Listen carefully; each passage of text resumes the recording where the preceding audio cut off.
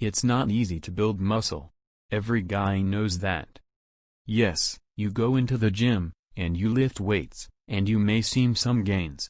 But if you really want to pack on serious size and muscle, you need a plan, and it's more than randomly picking up a few dumbbells, and slamming through some reps and sets. Instead, there are defined tactics, both in terms of diet and in terms of training, that get you the results you want. And those tactics are generally take a bit of planning. Workouts without a plan just won't get you to the goals you want, says MH Fitness director Ebenezer Samuel, CSCS. You need a strategy. That strategy doesn't need to be so rigid that it leaves no room for fun. Quite to the contrary, you can still enjoy a good meal, and you don't need to spend hours in the gym, as long as, when you're in the gym, you're training smart.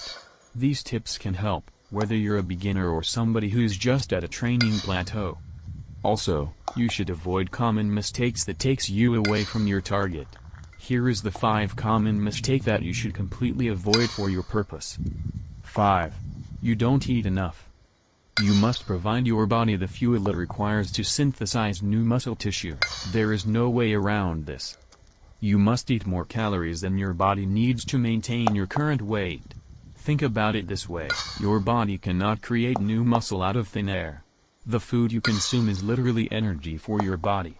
And it requires excess energy to construct new tissue, whether it be muscle or fat. 4. You don't lift heavy.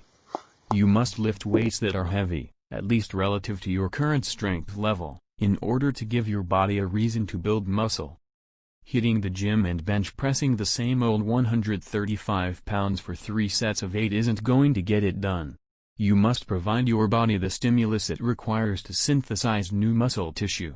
You accomplish this by lifting heavier and heavier weights and creating a demand inside your body for more muscle mass. This is what guarantees that the weight you gain by eating more calories is muscle and not fat. 3. You try to confuse your muscles.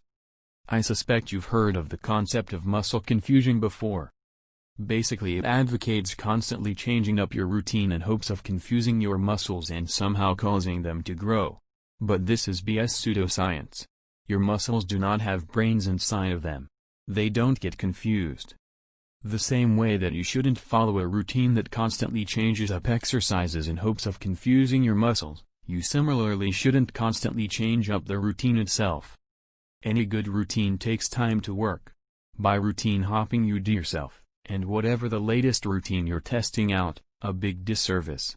You essentially short-circuit the underlying foundations of the routine, and of muscle growth in general, because you're too apt to stick with it for more than a few weeks. Generally 3 months is a solid bare minimum to aim for when trying out a new routine. 2. You do too much cardio. When it comes to building muscle, cardio can be a sticky subject. Some people see it as the enemy of hypertrophy, while others swear that it's necessary to maintain heart health and minimize fat gain when gaining weight. The truth, as usual, lies somewhere in between. Cardio can be detrimental to muscle growth because it burns calories and, if you're someone who struggles to gain weight, this will work directly against your weight gain efforts. On the other hand, doing absolutely no cardio can be dangerous for your heart health.